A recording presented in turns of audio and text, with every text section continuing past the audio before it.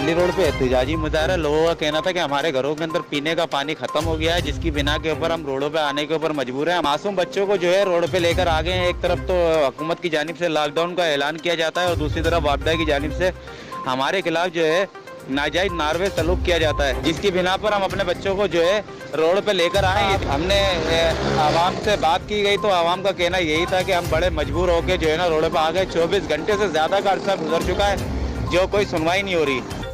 से शाम 6 बजे से लाइट गई हुई है और यहाँ कोई पूछने वाला नहीं है।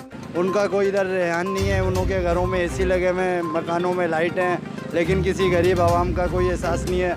और अब यहाँ भाई अगर कैमरा करके दिखाएं तो रोडों पे नाली का पानी भी आया हुआ है, लेकिन कोई रुझान नहीं है कोई काम करने का। कल की गई है, पूरी रात हो गई, पूरा दिन हो गया, अभी आधी रात को गई है। पर लेट चालू होनी चाहिए और क्या चाह रहे हम। सबसे बड़ी बात छोटे बच्चे इतने परेशान हैं, वाप डाले इस बात के ऊपर जो ना कुछ सोचते ही नहीं है। अब ये गर्मी आपके सामने जो भी कुछ है परेशानी हो रही है।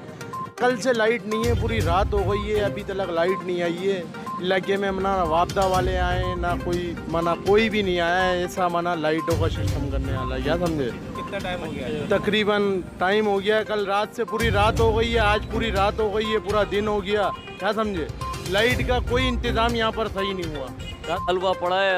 अल्लाह ताला ने गर्मी भी इतनी करी हुई है, इंसान फेज आ रहे, लाइट आ रही है तो फेज जा रहा है, एक फेज जा रहा है, दूसरा फेज जा रहा है, तीसरा फेज जा रहा है, मजबूर हुए पड़े कुंडा मारने के ऊपर। हर एक चीज़ कोई भी चीज़ सिस्टम सारा का सारा